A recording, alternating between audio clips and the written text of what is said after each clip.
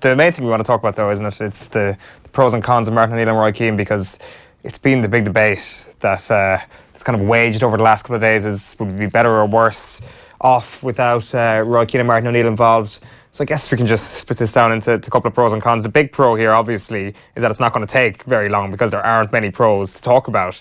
But Dave, we may as well talk about your pros first. You can start us off on the light note. I was trying to bring it up on my tablet here. It's not working, so just give me 1 second, bring it up on the phone.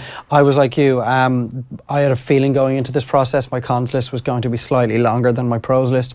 The biggest pro for me is that there are no alternatives in my mind that I can think of, and that is my top pro.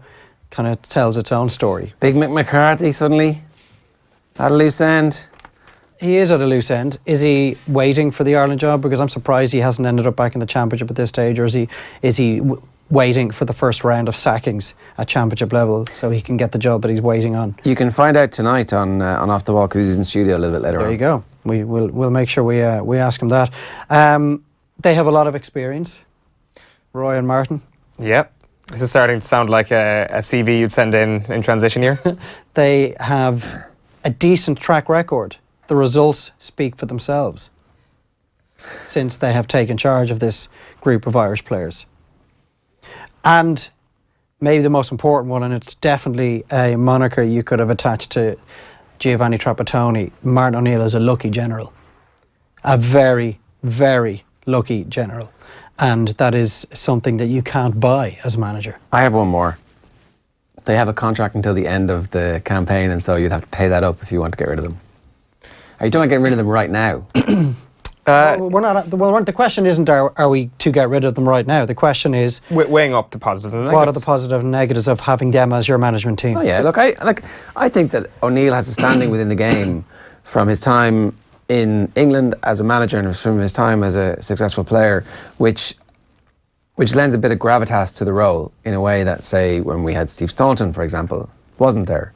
Like, we can't forget that this same FAI appointed Steve Staunton as their manager. So hasn't there been a time when there was a number of occasions when there was a lack of gravitas from O'Neill? Yeah.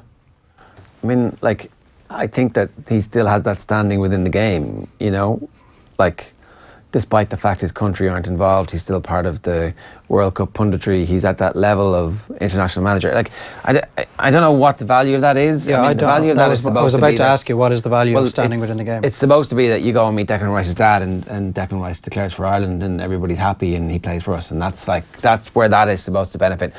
If we got Jack Grealish under the same circumstances, you know, if you had Grealish and Rice in this team and Harry Arter, then we'd be like, oh, we've got these things that we can hang our hat on for the next 10 years.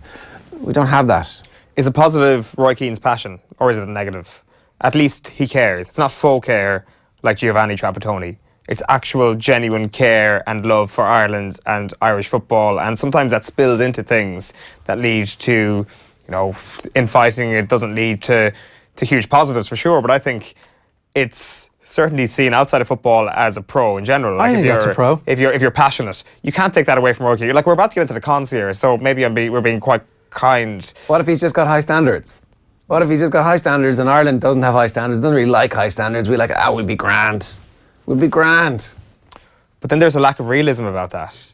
If he's got high standards and Ireland doesn't have high standards, and he hasn't realised by now that the standards are different. Well, there's a difference in terms of the talent. There's a difference between high standards and high expectations. There is, yeah. So now, Roy Keane may have high standards, and that's definitely a positive. Iceland definitely. Don't have now, whether he has very high expectations, that's where you go into the realm of a lack of realism. Well, I think you can expect everybody to, I don't know, like, we don't know the truth of what any squad dynamic is, and how quickly and how easily what was really good for a while dissipates, and how it disappears really quickly sometimes, where a few players get pissed off, fights happen, their mates get pissed off on their behalf, and suddenly everything goes to shit. That's how, like, team dynamics, particularly ones where you can't walk in the next day and fix it. If you have a fight now and you don't see somebody again for 5 months, do you forget you had the fight, or do you hate them way more than you would do because this tiny little thing has become massive in your mind? International football is really weird. Yeah, it sure is. Like, the thing is, does Roy Keane walk into that room a couple of months after the fight and hold that grudge, or does he let it slide, like it's water off duck's back to Roy Keane? I'm not so sure. I think that he's a man who tends to remember people who've either A, screwed him over, or B, feel, or it seems that they've screwed him over when in actual fact they might not have done. So the holding of grudges maybe could be the first con we get into here, but I do suspect there's going to be quite a few cons. Do you want to? I see that it is like a list that you're going to have to scroll through with about 5 swipes of your finger there, Dave, for cons. I'm just trying to keep the phone open. The security lock is on it. My first con that I've written down is failure to prepare the team properly. Now, this is clearly an opinion that I have formed based on merely third-party / anecdotal evidence. I have not been a part of the squad. I have not been at the training sessions. To add evidence to my allegation that the team has not been prepared properly. I'm basically going on what other people have told me and the perception that is out there. And Martin was great with his time last week with Joe, and a lot of the interview showed up Martin for the kind of guy that we always thought he was, an incredibly engaging and charming figure and very interesting to speak to. But when Joe did start pressing him on all matters tactical and preparatory, I found a lot of his answers very difficult to understand. I didn't believe a lot of what was being said. His explanation on his reasons for naming a team an hour before kickoff just didn't wash with me at all. And I don't think the team has been prepared. He basically said that, well, some players, they're happy enough to be told an hour before kickoff because they might be getting nervous and it might become an issue for them if they have, say, 24 hours plus to think about the fact that they're starting a game, and others don't. So for that reason, I picked my team, named my team an hour before kickoff. He also said... He tells some people the night before. Yes, he did, some. But I would imagine the vast majority of pros these days would like to know if they're in the team more than an hour before in advance. And the other part of it was that... too much of that? Well, again, we need to... We can only go off what we're told by players who've been in and around the squad or players who played under Martin O'Neill regimes, of which there are a number that we would have access to from time to time, be it club or international level. Well, stop revealing your sources there, dude. I realise you're on heavy-duty painkillers, but stop. But he also said that I've lost my train of thought. There was 2 strands to it. Sorry. There was 2 strands to it. It'll come back to me. The first part was that, some players don't like knowing more than an hour in advance, which I found difficult to believe. But the other part of it was that, well, maybe a lot of guys might know their role. And he said, well, I would like to think that most of the guys, and I would say if you went around and you canvassed them, this is what he said now, I'm paraphrasing, but this is what he was saying. If you went around and canvassed the players that played under me over the years, most of them would know what their role was going out into the game. And when I heard that, I was thinking, well, hang on, that is not good enough. Every single player that's ever played under you, heading into a game that's about to kick off, should know precisely and exactly what their role is. Yeah. There shouldn't be any measure or any space for doubt. They should all know what they're doing. And he was basically saying, if you canvass them, most of them would tell you they knew what their role was. For me, that's not good enough. Particularly for games where you've got a week to build up to them. And now, he did make a valid point. Sometimes players are playing on a Sunday and they're only reaching training camp on a Monday and they're probably tired and they've just stepped off a flight. So you mightn't get to train until Tuesday. Then you have to spend Wednesday travelling. That's incredibly difficult for an international manager. But there are times when you've got a week. You can still have a chat with them. Like you can have a chat with them, yeah. They're like sitting there watching video. That's my con anyway. I believe we're not as best prepared as we could be a lot of the time. Now, the counter-argument to that is that there are 2 coaches, and Keane and O'Neill, and the coaches on the training pitch are clearly doing drills and shape and all that kind of stuff, and it's like, so the manager is managing and the coaches are coaching and saying, okay, well, this is what you're supposed to do when you're at right back, when you're at left back.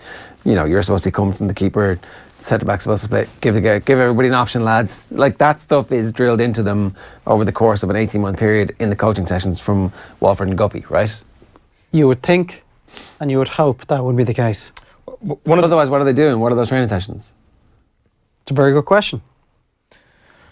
I think one of the biggest cons with Martin O'Neill and Roy Keane is Roy Keane being a legend, and the fact that he has the status attached to him, that he's untouchable, the status attached to him, that he's achieved everything in the game, which he has, and even on an international level, playing in 2 World Cups, it's something that any Irish player would only dream of at this point. He only played in the one. But he reached 2 World Cups. Reached 2 World Cups, to use that phrase. Is he untouchable? do people look at Roy Keane in the FAI? Do people look at Roy Keane within the Ireland setup and say he's untouchable? Like, from stuff we've heard over the past week, is he doing more harm than good? And does his position therefore need to be looked at from even Martin O'Neill himself? Well, like, I think you look at Roy Keane and you look at his football expertise and you think to yourself, well, look at everything he's done in the game. He's untouchable, isn't he? Like, I can't possibly push this guy. I can't possibly suggest that Irish football lose this resource. When in actual fact, how much is the resource actually giving? How much is the resource actually giving back from everything he's learned in his playing days? Is his managerial career as the number one impressive enough to justify him being assistant manager of the Republic of Ireland? Maybe. There's an argument to be made for that. Well, but I certainly he's untouchable in that he's Martin O'Neill's guy. But and as long as Martin O'Neill is the manager, Roy Keane is untouchable. But the FAI will not be able to instigate a measure whereby Roy Keane is no longer the assistant manager.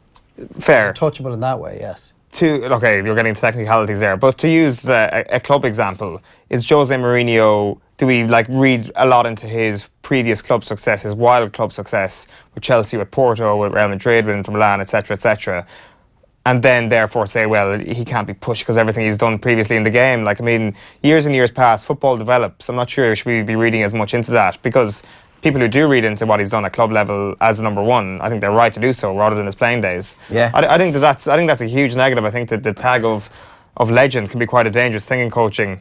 Also, the other big con is, Martin O'Neill's sense of humour. I'm sure a lot of people will see that as a positive, but I think some of the quips he makes are just kind of leave us all ashen faced and kind of like scratching our heads a small bit. So, but I don't think that's relevant when it comes to the team's capacity to win matches. Well, that's not what we're talking about here, is it? It's not just what we're talking about here. Well, then I'm completely on a different page then, if that's the case. It's just pros and cons in general. It was my understanding coming this morning, we were discussing the pros and cons of having them as our managers.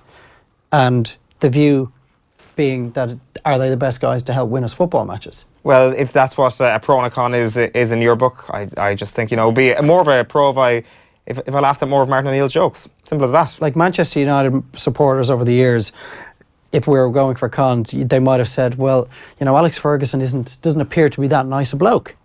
He's ruthless. And he treats some people, so it really doesn't count, because they didn't care about that. I would not care what sort of a man, and I mean, look, we're talking in relative terms here. Yeah, I mean, what sort of a man and what sort of a person and what sort of personality Martin O'Neill had if he was getting the best results he could possibly get and getting the best out of the group of players he had available to him. That just would not bother me. The quips do not bother me if he's getting the best out of these players. It depends on which ones we're talking about. There were clearly ones where he massively overstepped the mark and had to come out and apologise for them, and rightly apologise for them.